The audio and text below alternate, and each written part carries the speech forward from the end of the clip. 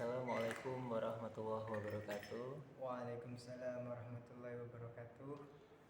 Alhamdulillah di hari yang penuh berkah ini, di sela-sela praktikum, saya kedatangan bintang tamu ya yang tak asing lagi. Sambil memperkenalkan, beliau juga kameramen baru di channel Santo Mantri ODGJ yang senantiasa di channel ini bergerak di bidang sosial dan kisah-kisah inspiratif lainnya.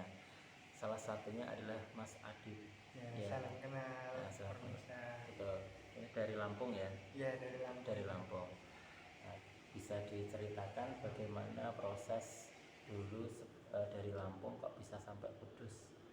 Kudus ya? Kudus, Pak. Langsung Kudus ya Pak? Iya. Nganu Jawa Tengah. Oke. Ceritanya dulu saya punya niatan yang pertama itu pas waktu MTS, Pak. Jadi waktu MTS saya punya niatan pingin ke Jawa, tapi Jawanya belum tahu kemana. Nah, setelah saya tamat SMK baru terwujud dan diberikan rezeki sama Allah, dikasih jalan dan kesempatan untuk bisa ke Kudus, ke Menara Kudus untuk belajar di Kudus. Nah, gitu. Ya.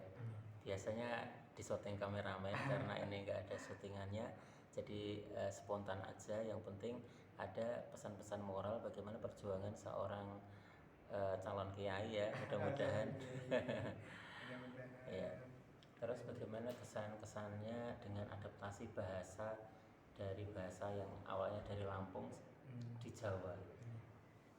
Untuk adaptasi bahasa dan lingkungan, di lingkungannya Adib jujur di Lampung, walaupun saya kelahiran Lampung ya Pak, itu sukunya Jawa.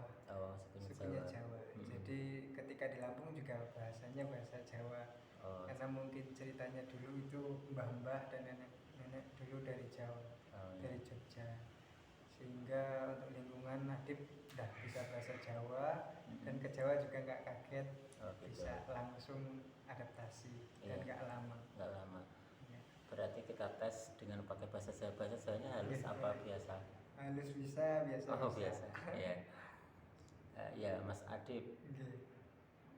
Kinten-kinten ya.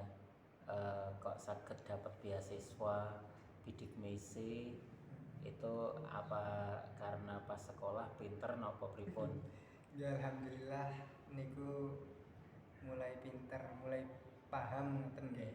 Niku saking SMK alhamdulillah kathah prestasi ingkang Adib peroleh. Contohipun peringkat pertama, mulai dari kelas 1 sampai kelas semester 6. Semester 6. Nggak salah pilih, Allah mempertemukan channel Santo Mantri ODGJ dengan yang memang memiliki prestasi dari kelas 1 ya. Iya, kelas 1 SMK. Kan 3 tahun. Bahasa Jawanya juga lumayan bisa. Ya, lanjut terus setelah itu diantar sama keluarga atau berangkat sendiri dari Lampung? Setelah direkomendasikan dari kampus, dari sekolah SMK dan diberi keterangan berprestasi gitu, Adib cari informasi, batas informasi tentang internet. Syarat-syarat pendaftaran beasiswa itu nopo mawon. Adib list semuanya, jadi sebelum berangkat Adib siapin semua Pak berkas-berkasnya. Sehingga diantar bapak ke Jawa karena berkasnya nggak boleh dikirim pos, harus langsung datang. Sehingga langsung datang ke IAIN dan keterima lewat jalur SEPAN. Waktu itu pengumuman via online pas di Lampung, dan terus saya kesini sendiri setelah diantar dari bapak setelah lebaran. Berapa peserta biasanya kalau untuk tes gitu? Ribuan dari masing-masing daerah. Ya, masih muda, berkompetensi dengan ribuan orang, dan Allah memilih Mas Adib ini menjadi mahasiswa di IAIN Kudus. Ya.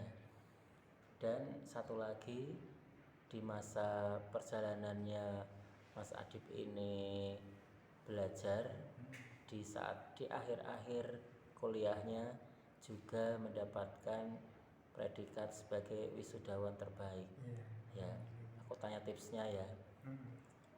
Nah, ini belajarnya itu bagaimana kok bisa bagi antara ngaji dengan pelajaran-pelajaran pelajaran ini kan ada bahasa Arab, bahasa Inggris. Kalau nggak kuat kopior kepalanya. Itu bagaimana? Kalau untuk Adib sendiri, yang pertama belajar sambil bermain, intinya gitu Oh, Pak. gitu. Sehingga nggak cepat pusing. Teman-teman kan kayak gitu. Jangan serius-serius amat gitu. Ya, jangan serius-serius Tetap amat. fokus dan jalanin apa yang ditargetkan, sehingga ketika kita punya target, misalnya tanggal segini aku harus bimbingan gitu. Kalau seterusnya Adib kan walaupun belum ada tulisan apa-apa Pak, bingung, saya tetap bimbingan, tetap konsultasi, minta arahan, minta masukan. Yang penting minta di silaturahmi, kemudian yang kedua minta didoakan. Terus untuk membagi waktunya setelah kuliah pasti ngaji, pasti ikut kegiatan sama teman-teman santri. Iya. Patut dicontoh ya, masih muda dan memiliki etikat yang baik untuk terus fokus dalam belajar. Jadi bagi yang skripsinya atau tesisnya atau kuliahnya belum selesai, contoh ini Mas Adib tetap fokus karena harus rajin untuk konsultasi, tidak boleh putus asa ya. Betul sekali Pak. Biar cepat lulus. Kalau cepat lulus, insya Allah nanti cepat dapat pekerjaan. Dan alhamdulillah ini dapat kabar ketika kemarin habis konten di sebuah tempat di Demak yang waktu itu ini ya, di Desa Tenggelam ya. Oh iya, Desa Tenggelam. Ternyata setelah itu saya dapat kabar bahwa Mas Adib ini ya, kameramen channel Santo Mantri ODGJ ini ditawari, istilahnya mendapatkan predikat wisudawan yang terbaik dan mendapatkan kesempatan untuk mendaftar S2 beasiswa. Itu bagaimana Mas? Oh iya, untuk informasi itu kemarin Adib sudah ketanyakan ke Pascasarjana YN Kudus.